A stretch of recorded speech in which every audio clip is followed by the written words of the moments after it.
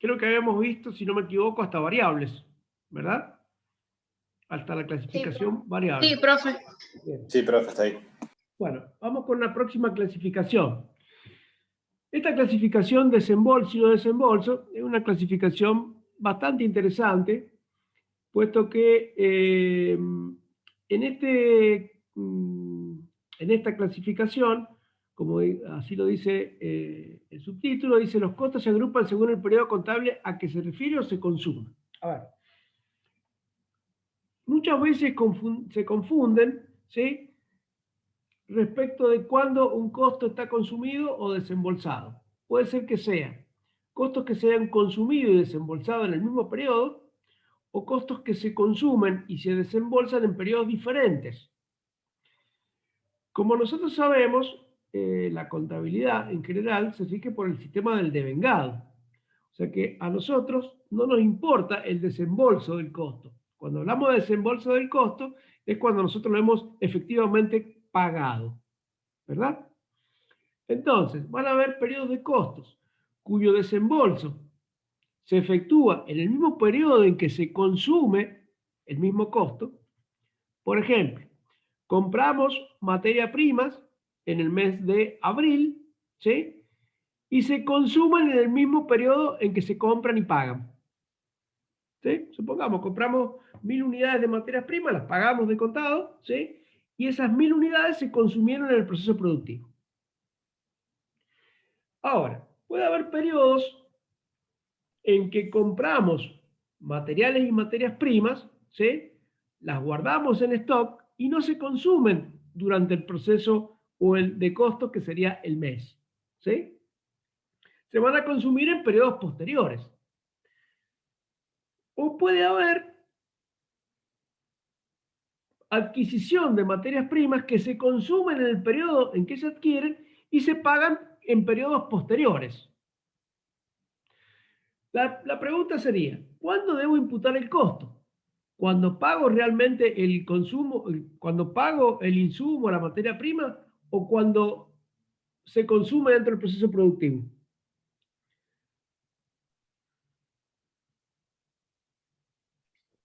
Cuando se consume por lo que es por el devengado. Claro, cuando se consume. No solamente porque la contabilidad se lleva por el sistema del devengado. Supónganse, ustedes compran materia prima, ¿sí? Compran 100 unidades de materia prima y no la pagan. ¿Por qué no la pagan? Bueno, porque no le mandaron la factura. No se la mandaron. El proveedor se fue de viaje, ¿sí? Y yo le digo, mira, mandame la factura, mandame la factura. No me la mandan la factura. Pero esas unidades se metieron al proceso productivo, ¿sí? ¿Y qué voy a esperar? ¿No las voy a meter al costo del producto esperando pagar la factura? Que quizás nunca la pague porque el proveedor se fue de viaje, no volvió, con la pandemia no me puedo comunicar. O sea, distingamos el consumo del pago. No tiene nada que ver el pago con el consumo. Yo voy a imputar al costo cuando las unidades de materia prima, las horas o las horas hombre y los costos indirectos de fabricación se consumen en el proceso productivo, ¿sí? Por ejemplo, es muy típico en el caso de las horas hombre, es decir, de la mano de obra, yo cuando consumo las horas, durante el mes, pero ¿cuándo se pagan los sueldos? A fin de mes. Principios del siguiente mes. Bien, o por algunas empresas lo pagan a fin de mes y otras lo pagan del 1 al 5 del mes siguiente, o sea que yo estoy consumiendo las horas, las estoy cargando al proceso productivo y todavía no las he pagado, ¿sí? O sea que es típica que yo consumo el elemento del costo y no lo pago, lo voy a pagar después. Otro consumo que es importante y que a veces no se tiene en cuenta son, por ejemplo, el consumo de la energía eléctrica. Fíjense, yo estoy en el periodo abril, ¿sí? 04. Bien. ¿Estoy consumiendo energía en la fábrica? Sí, estoy consumiendo energía porque estoy utilizando las máquinas, ¿sí? Bien. ¿Cuándo me va a venir la boleta de energía San Juan del periodo abril? En mayo. Con suerte. Sí. Con suerte me va a venir en mayo para pagar los primeros días de junio. O sea que en mayo quizás sepa cuánto he consumido en abril. ¿Qué hago? ¿No meto el costo de la energía del mes de abril?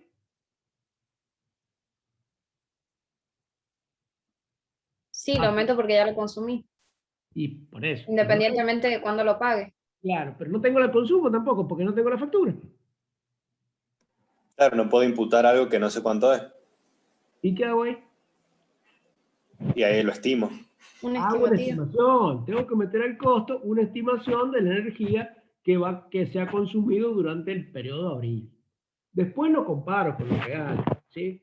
Puedo sacar diferencias, puedo imputar las diferencias, pero no podemos no meter el costo de la energía eléctrica de una maquinaria en el mes en que usé la maquinaria. ¿Está bien? Independientemente de que la factura me venga 2 meses después y la pague 3 meses después. ¿Me explico? O sea que hay costos que no se van a desembolsar, pero se van a consumir en el periodo.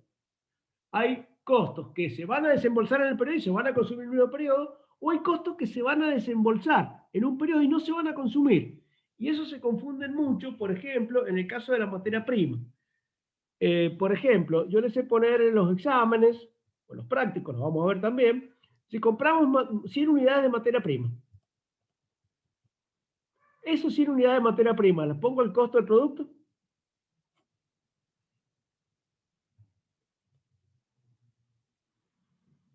¿Cómo, verdad? profe?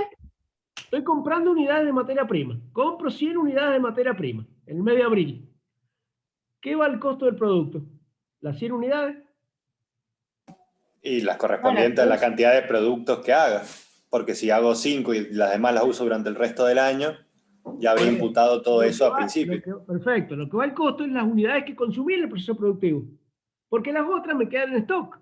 Supóngase que de esas 100 no utilicé ninguna. Bueno, esas 100 quedarán en stock. Ninguna de esas 100 va al costo. Si de esas 100 utilizo 50, bueno, el costo será solamente las 50 que consumí. ¿Me explico? Es decir, que yo las he desembolsado, pero todavía no las uso en el proceso productivo. Esa es la idea de esta clasificación. Tratar de que ustedes aprendan de que no es necesario desembolsar el costo o tener con exactitud el costo real para poder imputarlo al costo del producto. A veces lo tendré que estimar, a veces la tendré que, las tengo al consumo, lo puedo saber a pesar de no haber pagado la factura. Porque, por ejemplo, ¿qué pasa en el caso de que esas 100 unidades el proveedor no me mandó la factura? ¿Cómo las imputo al costo si no me han mandado la factura? también con una estimación de alguna lista de precios. Bueno, una lista de precios, seguramente habremos pedido cotizaciones, seguramente habremos pedido una orden de compra, ¿sí? Me han mandado un remito y se puedo saber las cantidades, lo relaciono al remito junto con la orden de compra y ahí, o la cotización del proveedor, y ahí puedo estimar el costo, ¿sí? Y si no tengo ninguna de esas cosas, bueno, puedo llegar a poner el costo de reposición, ¿está bien? Es decir, lo que cuesta en el mercado esa materia prima hasta que el proveedor me traiga la factura real. No puedo no dejar de poner el consumo de las unidades de materia prima en el proceso productivo. No puedo dejar de poner las horas y no puedo dejar de poner los costos indirectos de fabricación que realmente se consumen. ¿Sí? Si no los puedo realmente determinar, lo que hago es estimarlos, pero lo tengo que poner. ¿Está bien? ¿Está claro eso? Profe, y en caso de estimar después, cuando realmente conozca el valor del costo, ¿lo tengo que ajustar? Bueno, por supuesto que sí. Después cuando veamos costos estimados y estándar, o predeterminados y reales, vamos a ver que en el caso de que usted estime en función de una estimación, no sé, estadística, ¿sí? Que haga una estimación en función a lo que ha pasado o lo que se consume para un mismo producto en una etapa anterior, ¿sí? En ese caso, cuando usted tenga diferencia entre lo real y lo estimado, lo que tiene que hacer es ajustarlo al real. O sea, supóngase que usted estimó 100, ¿sí?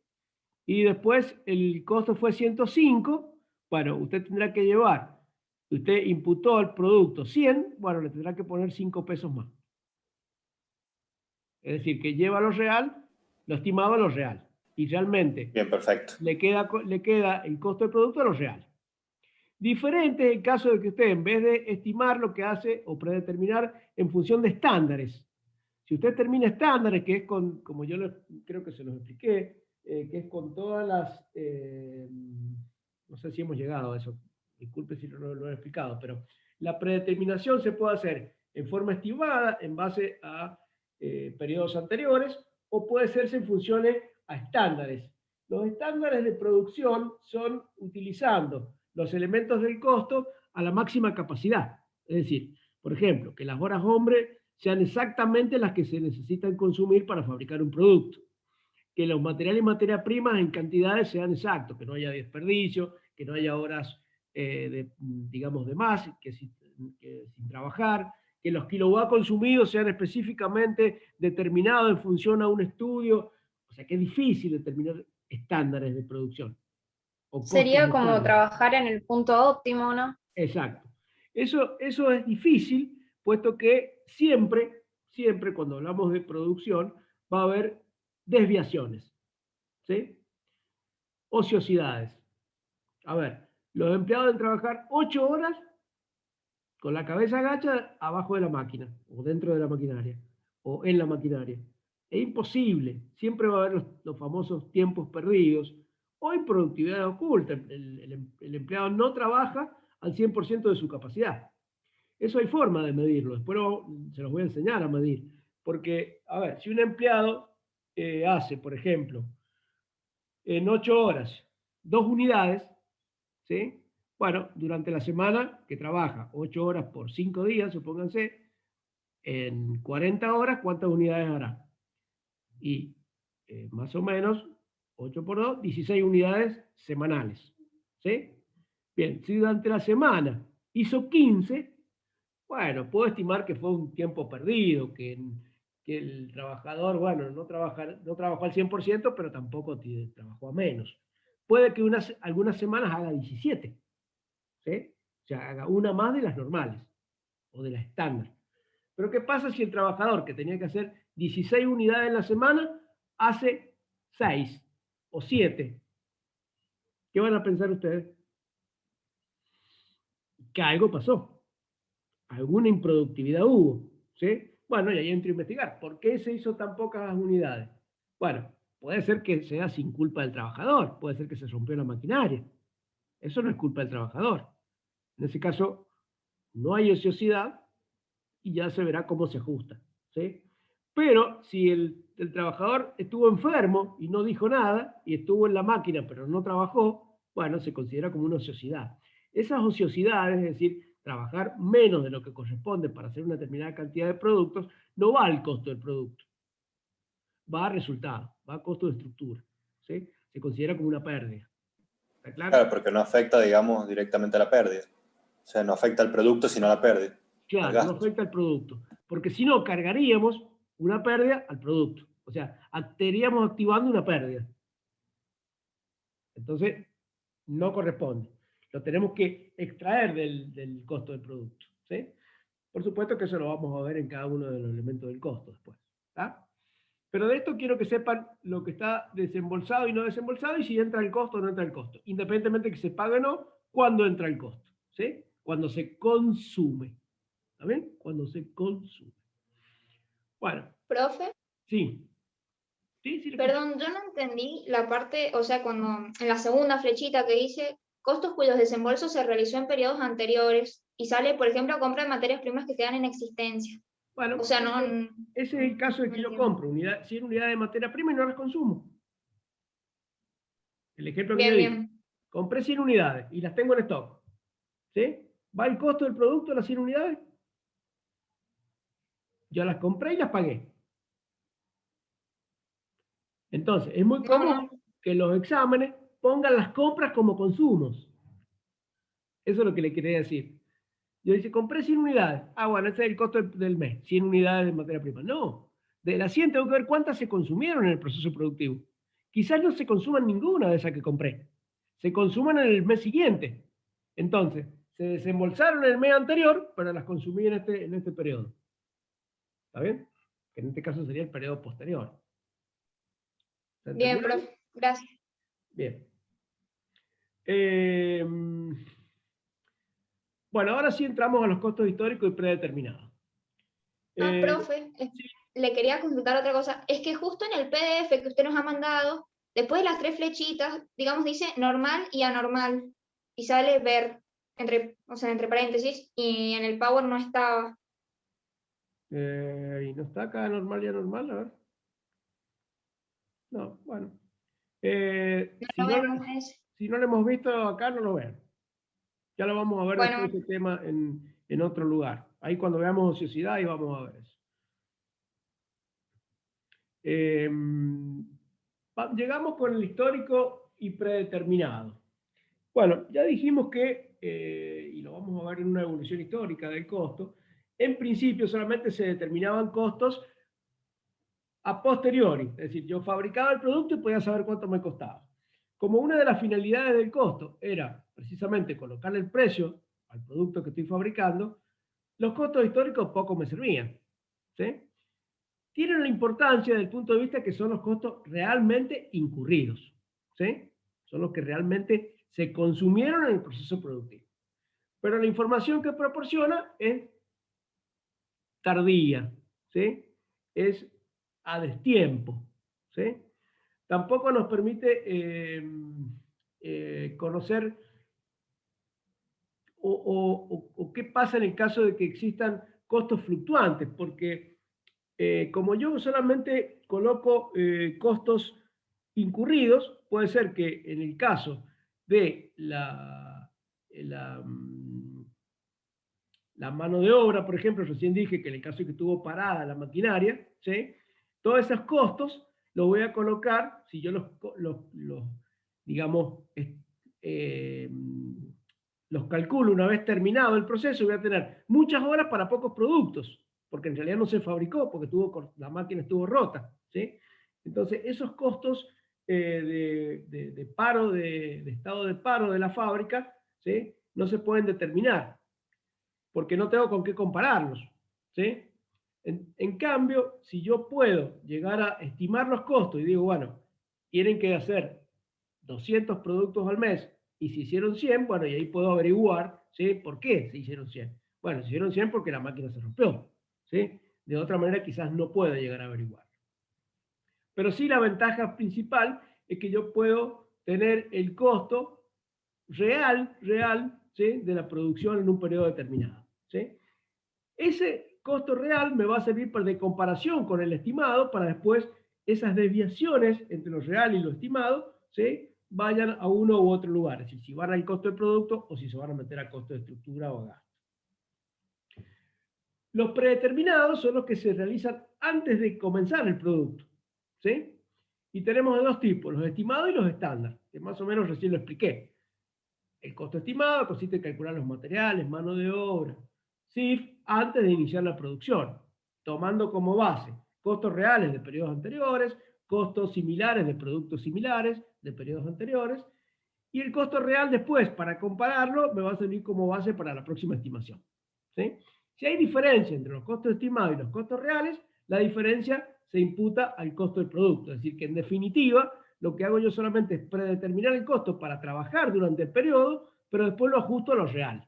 Es decir, que después el que queda como costo del producto es el costo real. ¿Está claro? Sobre todo este tema se les complica en CIF, porque en CIF, a ver, en material y materias primas, en mano de obra, ¿sí? Prácticamente la determinación de la diferencia entre el real y el estimado es fácil de obtener. ¿Por qué? Y bueno, porque yo estimé que para hacer 200 unidades de producto necesité tantos kilos de materia prima, 100 kilos de materia prima. Si al final el real me dice que es 102, bueno, hay una diferencia de 2, es muy fácil determinar. ¿Sí? Lo mismo con las horas. Yo estimé que para fabricar las 200 unidades necesito 100 horas de mano de obra, ¿sí? Y no sé, se consumieron 105 o 110, bueno, la diferencia es imputable al costo, ¿sí? Porque básicamente no va a haber tanta diferencia, salvo algún estado de paro de la fábrica por rotura de máquina, etc.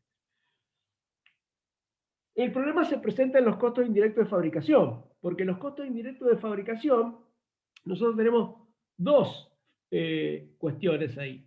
Una es la determinación de la base de la predeterminación, ¿sí? qué base hemos utilizado, y después cómo se ha dado esa base en lo real.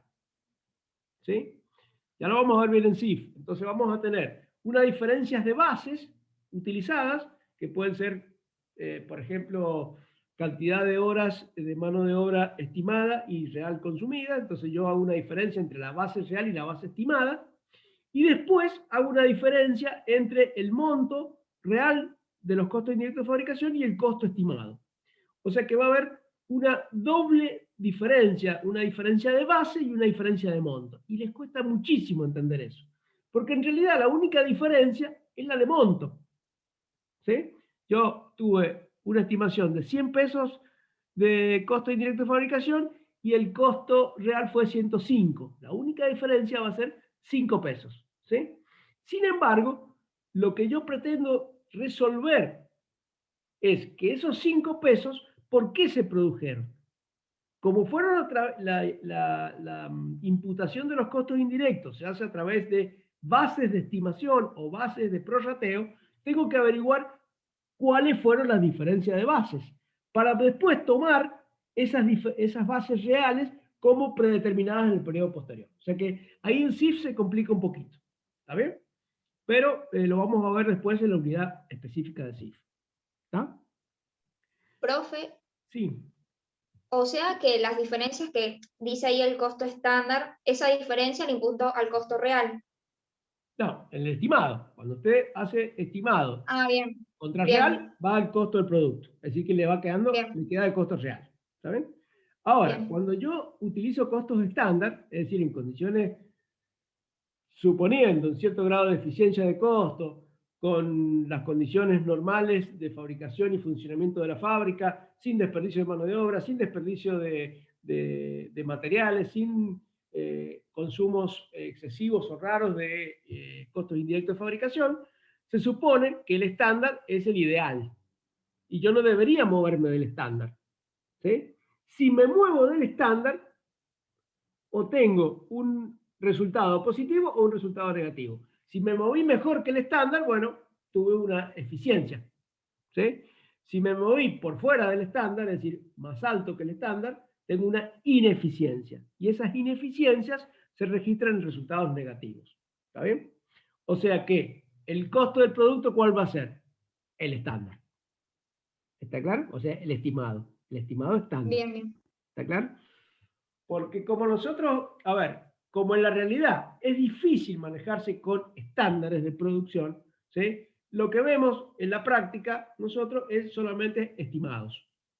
Pero sí preguntamos en los exámenes, en el caso de utilizar la empresa un sistema de costos estándares, ¿a dónde iría la diferencia entre el costo estándar y el costo real? Y ustedes me tendrán que responder que va a costo de estructura. ¿Sí? ¿Está claro? Bien. ¿Se entendió hasta ahí? No, yo me perdí. Bueno, vamos, lo voy a dar como un ejemplo. Por ejemplo, Del. vamos a ver el costo real, que yo lo determino al cierre del proceso, ¿verdad? Si el costo real me dio 100, vamos a ver en el caso de que yo lo estime o en el caso de que sea un costo estándar. ¿Sí? Si en el caso de que el costo estimado sea 95, ¿sí? Esa diferencia de 5 va al costo del producto. O sea que yo cuando hice el costo del producto, tomé como base los 95 pesos. Al cierre del periodo tengo que ajustar esos 95 a 100. O sea que el costo del producto me va a quedar 100. Me va a quedar al real. ¿Está claro? Yo estimé 95, pero los costos reales fueron Sí, 100. Bueno, tengo que llevar el costo estimado al costo real. ¿Está claro? bien, hago que aumente el valor de mi producto. Hago que aumente el costo de mi producto en 5 pesos. Bien, el costo. ¿Sí? Bien. Sí. Ahora, si yo llevo costo estándar y digo que mi costo estándar es 95, ¿sí? Y mi costo real fue 100, lo que hago, esos 5 de diferencia, lo mando al resultado negativo. Y el costo me va a quedar por 95, porque yo trabajo con costo estándar. Si me desvío del costo estándar, es una ineficiencia. ¿Se entendió? O sea que, ¿cuánto me va a quedar el costo del producto ahí? 95. En el estimado me va a quedar 100, porque yo lo ajusté al real. Y en el caso de estándar me va a quedar 95, que es lo que yo estandaricé. La diferencia con el real la mando al costo de estructura, el resultado negativo. ¿Se entendió ahí? Sí, ahora sí, profe. Y nosotros usualmente, ¿cuál vamos a trabajar o Solamente se trabajan estimado. los dos? No, Casi vamos a siempre el trabajar estimado. estimado. Porque es difícil estandarizar. ¿Sí? Si yo en algún práctico le digo que el costo estándar es tanto, bueno, ya se lo doy al costo estándar. Lo que digo es que es difícil estandarizar un costo. Si yo en algún Bien. práctico le puedo dar el costo estándar, usted sabrá que ese es el costo que va a tener que poner al producto. Y las diferencias que obtenga con el real, y bueno, son resultados negativos. ¿Sí? Bien, profe. Y si nos hubiese dado un costo estándar de... No, nada. Porque si hubiese sido mayor el costo estándar, no, el costo real sería ese. Bueno, si el costo real me da menos que el estándar, quiere decir que he tenido un grado de eficiencia. ¿Sí? Lo puedo Claro, sería un resultado positivo. Sería un resultado positivo y seguiría siendo el costo 95. Claro, porque como al ir por estándar tampoco puedo agregarle esa eficiencia además No, al costo. no. Claro, Usted siempre va a trabajar el costo con 95. Es un costo estándar. Las diferencias son eficiencias o ineficiencias.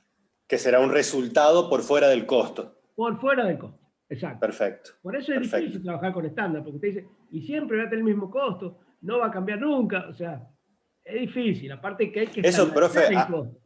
claro, eso haría digamos, a la economía del lugar donde se desarrolle la producción para que sea óptimo producir y que sea un mismo costo. Claro, sería primero, sería Claro, acá no se puede. una utopía lograr costos estándar en un país con inflación, por ejemplo. Porque en un país con inflación, yo no puedo estandarizar el costo porque no sé cuánta me va a costar la materia prima el mes que viene. ¿Sí? O sea, ese costo estándar se da generalmente en países con poca inflación, con una economía estable, donde no hay muchas variaciones de costo ni de precios. ¿Sí? Entonces, bueno, yo puedo llegar a estimar, decir, mi costo estándar debería ser 95. Ahora, si yo digo que es 95 hoy, el mes que viene lo voy a tener que cambiar. O sea, todos los meses voy a tener que estandarizar de vuelta, porque los costos me van a subir permanentemente. ¿Está? Por eso es que no se trabaja en Argentina con costo estándar. Se trabaja más bien con costo estimado, comparándolo con lo real, y después ese real es el estándar del periodo posterior. ¿Sí? Bien, profe, muchas gracias. Bien. Profe, ¿Sí? en el caso de que sea un resultado positivo, ¿a qué cuenta iría? Eficiencias, ineficiencias o improductividad oculta se llaman las ineficiencias, y eficiencias que sería como otros ingresos y egresos allá al final del estado de resultado. ¿Sí? Generalmente, cuando se trabaja con estándar es porque yo seguramente voy a tener una ineficiencia. ¿Sí? Pero puedo tener una eficiencia, sí, puedo haber sido eficiente. Cuando soy a veces eficiente en un grado importante, o sea que tengo mucha eficiencia, puede ser que haya determinado mal el estándar. Entonces ahí tendré que revisar el estándar. ¿Sí? Porque es muy raro que yo pueda estandarice una producción y después sea muy eficiente. A lo sumo, la eficiencia y la ineficiencia debería estar controlada. ¿Sí? Si se me descontrola mucho, se va a descontrolar la ineficiencia, no la eficiencia. ¿Está? Porque se me Sí, puede gracias. descontrolar, digamos, el costo real para arriba, ¿sí? Y supera mucho el estándar. Entonces tendría una ineficiencia bastante elevada, ¿sí? Ya vamos a ver que estas ineficiencias o estas improductividades ocultas, que además, cuando veamos costos por proceso sobre todo, vamos a ver que hay ineficiencias independientemente de que apliquemos estándar o estimados. Y esas ineficiencias, ¿sí?, se dan como consecuencia de que son costos anormales que, si bien no está acá, después lo vamos a explicar. Quédese tranquilo. Bueno, vamos con la condición objetiva de los elementos. ¿Sí? Bueno, según la condición objetiva de los elementos, ya vimos materiales y materias primas, vimos la diferencia de cada uno, mano de obra y CIF. Eso más o menos ya lo hemos repetido. y cada uno de estos 3 elementos va a ser objeto de teoría y práctica, ¿sí? Así que de eso vamos a hablar mucho. Fin perseguido. Bueno, según el fin perseguido, el costeo de productos se puede asignar a unidades producidas o no. Vamos a tener costos inventariables, ¿sí? Que se activan, los materiales y materias primas, ya sea en stock o consumidos, la mano de obra consumida y los IF consumidos. Van al producto. Hay otros que no son inventariables, generalmente los costos que van, según la funcionalidad, en los departamentos de comercialización, administración, financieros, ¿sí? Como así también están los costos para fines de dirección, que son los costos de planeamiento y control, que pueden llegar a estar dentro del sector de administración, ¿sí? Esos costos para fines de planeamiento, ejecución y control, ¿sí? Son gastos de administración. Tampoco se ponen dentro del costo del producto. ¿Está? Por eso digo, ustedes se van a dar cuenta cuáles son las clasificaciones. Cuando nosotros arrancamos en un examen con clasificaciones, y las que nos interesan ya saben cuáles son. Directos e indirectos, fijo y variable, puede ser desembolso y no desembolso, históricos y predeterminados. Estos son un poquito un rellenito, ¿no? Grado de control. Bueno, estos costos son importantes desde el punto de vista de los responsables de los sectores de los costos. ¿Por qué? Porque hay costos que el encargado del sector o el gerente de cada departamento puede llegar a controlar y otros que no puede llegar a controlar. Si yo estoy en producción, ¿sí? Si estoy en producción, puedo llegar a controlar si los costos me aumentan o me disminuyen. ¿En función a qué? Bueno, en función a la cantidad, por ejemplo, yo puedo, como supervisor del sector o como encargado del sector, verificar a través de ciertos controles la eficiencia del personal, es decir, si el personal está trabajando o no está trabajando, es decir, puedo controlar la mano de obra directa, ¿sí? Hay otros costos que no se pueden controlar, que no lo puede controlar ni el sector que está directamente afectado o que indirectamente le afecta el costo. Por ejemplo, ¿qué pasa en el caso del consumo de la energía eléctrica? Depende del encargado, del gerente o el supervisor del sector de producción, el aumento del kilowatt hora de que efectúa Energía San Juan con la venia del EPRI. No, no lo puede manejar. No lo puedo manejar, no lo puede manejar, no puedo manejar. Eso no lo puedo manejar, no lo puedo manejar dentro del sector de producción. Acá te pone un ejemplo que es la depreciación de los bienes de uso. Bueno, acá habría formas de controlarlo la maquinaria, por ejemplo, si el método de depreciación que le ponen a la maquinaria sería unidades producidas u horas trabajadas. Por ahí la depreciación de la maquinaria a veces no depende del sector de producción. ¿Quién coloca el método de depreciación por ahí? Nosotros, los contadores, ponemos los métodos, hacemos los intrusos y le colocamos a la maquinaria ponerle 5 años o 10 años. Cosa que a veces no tiene nada que ver con la productividad de la máquina. Entonces, si... Profe, sí. también podrían ir, por ejemplo, los precios de las materias primas, o sea, el aumento de los precios de mercado, que es algo que no puedes controlar. Bueno, eso también podría ser no controlado, porque los precios de la materia prima no se controlan. Lo que sí puedo controlar es el consumo. A ver, yo puedo controlar el consumo de la materia prima. Si yo digo que para un banco se necesitan 3 metros cuadrados de materia prima, eso sí lo puedo controlar.